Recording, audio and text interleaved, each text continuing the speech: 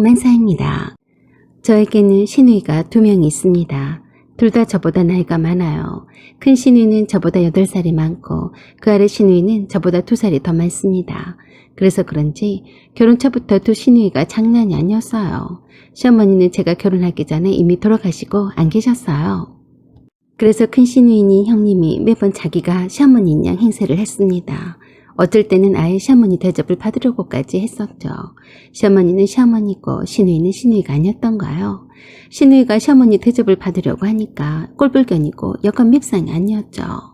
그것을 옆에서 부채질하던 사람이 둘째 시누이였어요. 큰형님을 언뜻 보면 순둥이 여자로 보이는데요. 혼자서는 제게 이렇다 저렇다 말도 제대로 할 줄 모를 것 같은 사람이 어떻게 된 영문인지 둘째 형님과 만나면 저를 못 잡아먹어 안달난 사람처럼 보였어요. 행여나 시어머니가 안 계셔서 시댁을 함부로 하고 무시하지는 않을까 하고 염려하는 듯이 보였습니다. 제가 그럴 사람은 전혀 아니죠. 뻔히 알면서도 그러는 것 같았습니다. 어떻게 하든지 큰형님은 올케를 잘 통제를 하겠다는 심상 같았어요. 그래서 말끝마다 그랬어요. 내가 시어머니 대신일세? 그러니까 그런 줄 알고 내가 좀 잔소리를 하더라도 시어머니가 하는 소리라 듣고 이해를 하게? 그러자 옆에서 작은 형님이 그러더라고요. 그래, 옳게. 앞으로 큰언니가 우리 집의 어른이라 생각해. 알았지? 솔직히 두 사람 다 저보다 나이도 많은 형님과 아가씨라서 대충 하는 말이려니 생각했어요. 솔직히 시어머니 대신이라는 말이 거슬리긴 했습니다. 대놓고 시어머니 노릇을 큰형님이 할 거라고 미리부터 선전포고를 한 셈이었으니까요. 그래도 그때는 좋은 뜻으로 하는 말이겠거니 생각하기로 했었죠. 시어머니가 안 계시니까 의논할 일이 있으면 큰형님과 나누라는 말로 이해를 했었거든요. 괜히 오버해서 나쁜 쪽으로 생각하지 않기로 했습니다. 하지만 그것은 제 생각일 뿐이었어요. 점점 형님과 아가씨가 돌아가면서 여시지를 치기 시작하더라고요. 은근슬쩍 저를 생각해준 척 하면서 뒤통수 치는 것 말입니다. 대충 찰찰한 이런저런 사건들은 냅두고서라도 제가 참을 수 없는 사건이 하나 발생했었죠. 그때가 제가 남편과 결혼을 한 지 3년이 다 되어갈 무렵이었고 첫 아들을 낳은 지 8개월째였어요. 육아휴직으로 집에서 친정엄마의 도움을 받으면서 아들 키우는 재미에 푹 빠져 있을 때였어요.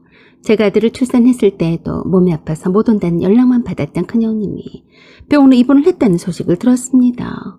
회사에서 남편한테서 전화가 왔어요. 남편이 숨 넘어가는 소리로 그랬어요. 자기야, 큰일 났다. 응? 큰일이라니? 누나 말이야. 지금 다 죽게 생겼대. 지금 장모님이 집에 와 계시지? 응, 그런데 왜 형님이 죽게 생겼어? 지금 긴 말할 시간이 없으니까 빨리 누나가 입원해 있는 병원으로 가봐. 남편이 하도 호들갑스럽게 말을 해서 진짜로 형님한테 무슨 사고라도 난 줄 알았어요. 형님이 왜 그러는데? 누나가 지금 많이 안 좋은가 봐. 응급실로 앰뷸런스 불러서 실려갔대. 나는 회사 일 때문에 바로 못 가니까 자기라도 빨리 가봐. 춘희가 너 빨리 오라고 하더라. 그래서 저는 아주 위급한 상황인 줄 알고 아들은 친정엄마에게 맡기고 바로 형님이 입원해 있다던 병원으로 갔어요. 그런데 이게 웬일? 응급실로 실려갔다던 형님은 이미 입원실로 입실을 해서 아가씨와 장난치며 옆에 있던 환자와 얘기까지 나누고 있더라고요. 형님, 괜찮으세요? 저를 보자마자 급 아픈 척을 하더니 그랬어요. 아이고, 옳게. 내가 아파서 우리 조카 얼굴도 못 보러 갔네. 내 조카는 잘 크고 있는가? 네, 많이 안 좋으시다면서요? 글쎄, 내가 디스크가 터졌나 봐. 허리를 못 쓰니까 집안일도 하나도 못하고 어디 다니지도 못하네. 그러더니 옆에 있던 아가씨가 어처구니 없는 말을 했어요.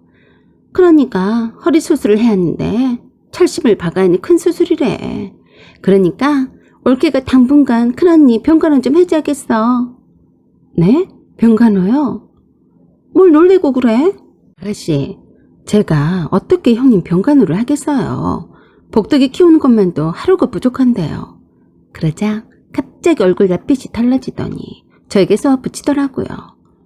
지금 애 낳은 지 얼마 되지도 않았는데 무슨 병간호를 시키냐 이 말인가?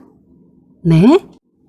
누가 들으면 세상에 올게 혼자서만 애를 낳은 줄 알겠네. 나도 낳아봐서 아는데 이젠 8달이 지났으니까 몸조리는 이미 끝난 거 아닌가? 그리고 사부인께서 복도기를 잘 돌봐주신다면서. 다른 환자와 환자의 가족들도 있는데 말을 함부로 내뱉더라고요. 저는 조심스럽게 좋게 말을 했습니다. 육아휴직도 곧 끝나면 저희 엄마가 복도기를 돌보느라 고생하실 텐데 되도록이면 제가 육아휴직을 하는 동안만이라도 쉬게 해드려야죠. 제 산후조리에 복도기를 보살피느라 하루도 쉬는 날이 없으셨는데요. 그랬더니 아가씨가 인상을 찌푸리며 저에게 다시 쏘아 붙였습니다. 올케는 큰언니가 이렇게 아파 누워있는데도 그런 말이 나오나? 내가 그동안 올케가 출산이다 뭐다 해서 큰언니를 데리고 병원에 다녔어. 나는 뭐 한가해서 그런 줄 알았나? 어떻게 그러겠다는 말도 않고 자기 생각만 하고 그래? 아무래도 이런 말을 나누기에는 병실에서 적합하지 않을 것 같아서 제가 그랬습니다. 형님, 나가서 얘기하시죠. 그랬더니 제 말을 묵살하고 그러더라고요. 긴 얘기 할 것 없네. 다 각자 사정이 없는 사람이 있겠나? 이건 성의 문제네. 큰언니가 시어머니 되시란 말을 내가 몇 번이나 강조해야 하는 거지? 이러지 말고 밖에 나가서 편하게 얘기해요. 다른 환자들한테 민폐예요. 그러자 이번엔 환자로 누워있던 큰형님이 제게 그랬어요. 뭐 이런 말 저런 말 할 필요 있어.